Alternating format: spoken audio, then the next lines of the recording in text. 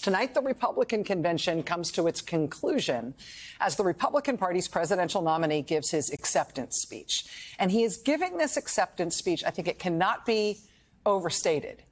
He is giving this acceptance speech in truly unique, even bizarre circumstances. I mean, there's no nicer way to say this, but he is a felon. Recently convicted of 34 felony criminal charges, now awaiting sentencing for those charges, facing up to 4 years in prison. He's also under indictment in other jurisdictions, not only a multi-count RICO criminal indictment under Georgia state law, but also a multi-count federal criminal indictment in D.C. District Court in Washington.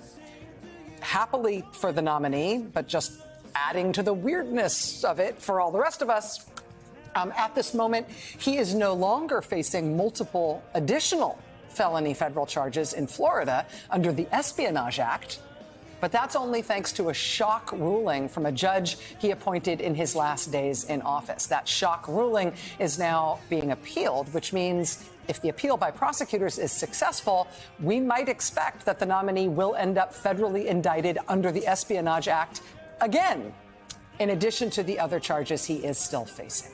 The Espionage Act charges, of course, relate to bizarre revelations about him hoarding and hiding hundreds of classified documents, including very classified documents, at his home in Florida after his presidency, even after federal authorities let him know that he had these documents when he should not have, and he needed to give them back. The charges of which he was already convicted in New York derive from him using the family business he inherited from his father to cover up payments he made to a woman named Stormy Daniels to try to stop her from speaking publicly before the 2016 election about an unpleasant sexual encounter she says she endured with Mr. Trump about a year after he married the former First Lady, Melania Trump, and not long after she gave birth to their son. Although Mr. Trump denied that alleged sexual encounter took place, Mrs. Trump, Melania Trump, was conspicuously absent from that trial, even when the jury delivered its verdict that he was guilty on all 34 felony counts. Mrs. Trump has still been even more conspicuously absent from every one of his campaign trail events this entire year, and almost all his other events as well, since he left the White House, which is not a typical president and first lady arrangement, which, of course, is fine. Who among us knows what makes anyone else's marriage? Love is a many-splendored thing. But that record of her... Did you say? Just I have been following along. Like all your fans. We just get to sit here. We love it. Love this. That's really good. I want everybody to know at home, I can also hear you through the television. So be on your best behavior. The record of Melania Trump avoiding being seen with her husband ever for years at a time now does make it notable that we're about to see something very unusual. We are about to see within the next few minutes that she is in Milwaukee tonight, that she is in the building at the Republican convention for Donald Trump's acceptance of the Republican presidential nomination this evening. That itself a notable and unusual circumstance. When Donald Trump left the presidency in January 2021, he did not attend the inauguration of his successor. That itself unique in American history. Trump left in his wake the worst incidents of political violence the country has ever seen in a presidential transition. The only time we haven't had a peaceful transition of power from one president to the next, arguably ever, arguably since the Civil War. The criminal charges that are still pending against the Republicans' presidential nominee, the ones in Georgia and Washington, they relate to his refusal to leave office after he was voted out. They relate to the violent coup attempt that he launched, the mob of his supporters that tried to physically stop Congress from certifying the results of the election in which he was voted out of office. That election, I remind you, was not close. Donald Trump lost his reelection bid by more than 7 million votes and by more than 70 electoral votes. And that electoral failure is emblematic of his performance as the Republican Party's leader. Yes, he did get elected to the presidency in 2016, but then under his leadership, the Republican Party lost the House, the Republican Party lost the Senate, The Republican Party lost the White House when he, as president, really was voted out of office resoundingly after just one term, leaving the country in the grips of a crippling COVID pandemic, which would go on to kill more than 1 million Americans, mitigated only by the advent of effective vaccines, which he mostly now denigrates and disavows.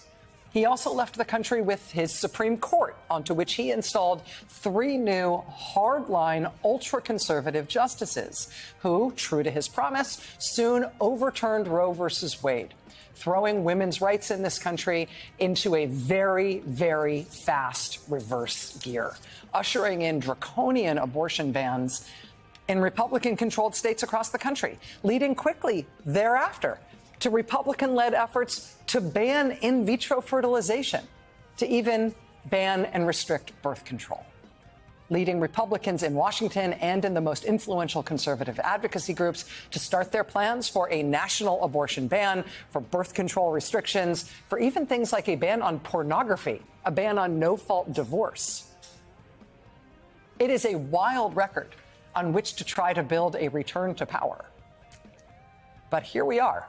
They are nominating a felon, one who left office in a storm of violence that, among other things, injured dozens of police officers, violence for which hundreds of his supporters have pled guilty or been convicted of serious crimes.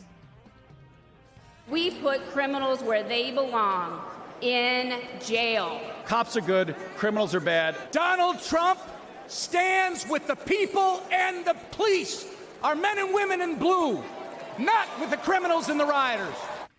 It has made for a very awkward Republican National Convention because he literally does stand with the rioters, promising that he will spring them all from prison, calling them martyrs and political prisoners, saying they've just been unjustly persecuted and they did nothing wrong. After this is how he left office, after a ransacked Capitol was left in the wake of the mob of his supporters that he sent to Congress to try to physically use force to keep him in power. It did not seem at the time like it would ever be an open question as to whether America would try to see this as good. A thing that was a great try, and we're sure glad they did that. And boy, we wish these people had done more of it, that they'd gotten their way. These people tasering and bear spraying police officers and smashing their way, literally smashing their way onto the floor of Congress and rifling through senators' desks and taking what they wanted and ransacking the Speaker's office.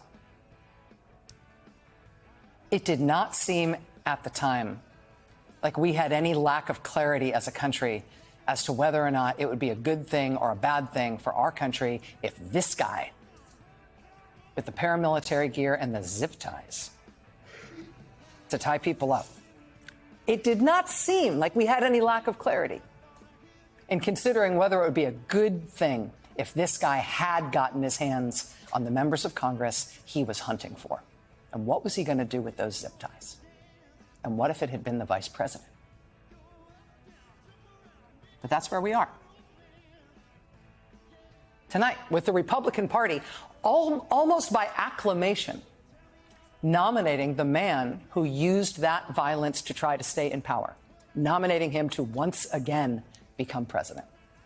Only this time they have picked him a running mate who says that you wouldn't have had to threaten to hang him to try to get him to go along with the coup. Ohio Senator J.D. Vance was picked for the job after he said publicly on television that had he been the vice president when this happened, he would have done it. He would have got along with it. He would have thrown out the results of the election. And so it's only been 3.5 years and 88 felony counts against Donald Trump since then.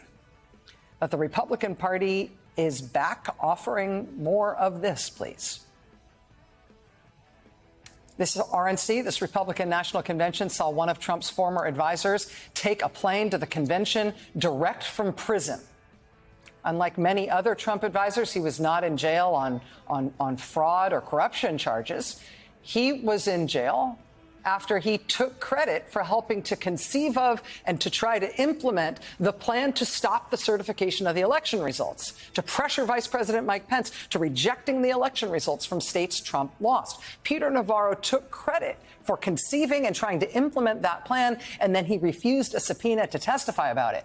And so that's why he had to come to the RNC from prison, whereupon he received the largest hero's welcome that any of the speakers or guests have received on any of the nights of the convention this week. But he was just one of the figures who faced criminal charges related to the coup, who was celebrated at the convention this week. The fake Trump electors from Nevada, they just recently had the charges against them dropped on jurisdictional technical grounds. Several of them are delegates to the Republican convention. Along with the fake electors from Michigan, they are under criminal indictment. Several of them are delegates to this convention. So are some of the fake electors from Arizona. They are under criminal felony indictment. They are also now delegates to this Republican National Convention. In fact, all 7 states that participated in the fake elector scheme as part of the coup to try to keep Trump in power after he was voted out, all 7 states, Republican parties in all 7 of those states have sent at least one of their fake electors to be a delegate at this Republican National Convention. And that is just the flavor of it, right? 2 of the former president's other advisors, whom he pardoned after they were convicted of federal crimes and sentenced to prison. 2 of them, you see them here, spotted this week on the RNC floor in Milwaukee, mobbed by fans, greeted warmly. And we have been slowly boiling in this water. We have been slowly boiling in this reality for long enough that it is possible to lose sight of just how radical this moment actually is. But Republicans really are going to nominate a felon who tried to overthrow the U.S. government by force. Despite all the people who have gone to prison for it, they have decided that force was justified. And that they in no way, shape, or form are suggesting that they won't do it again, right? To the country, it's the plan. I mean, the Republican Party is this time planning overtly in advance that there is not going to be a normal certification of the election this year. They have laid the groundwork already and are implementing efforts already to have Republican county and state officials refuse to certify election results from the get-go. Why would they do that? The consequence of that is that there will not be state-certified election results sitting there tidily in a box, ready to be opened and counted ceremonially on January 6th. There won't be state-certified election results. So there can't be just a count of which states were won by each candidate, which is how we're supposed to elect presidents in this country. As the New York Times put it recently, quote, the strategy involves an ambitious and legally dubious attempt to reimagine decades of settled law dictating how results are officially certified in the weeks before the transfer of power. I mean, here's where we are. The first time the Republican Party chose Donald Trump as their nominee for president, he won the presidential election. His presidency is viewed by historians as the worst presidency in the history of the United States. He was impeached twice. The second time they chose him as their party's nominee for president, he lost the general election, and it ended in a violent, failed effort to retain power by force. Now they are choosing him again, with whatever you call the opposite of regret for how it worked out the last time, and with an all but explicit promise to do it again. So here we go. Next round starts tonight. Hey there, MSNBC fans. I'm Luke Russert, and be sure to join me, Rachel Maddow, Jen Psaki, Lawrence O'Donnell, Steve Kornacki, Joy Reid, and many more September 7th in Brooklyn, MSNBC Live Democracy 2024. Click on the link for ticket information. We will see you there.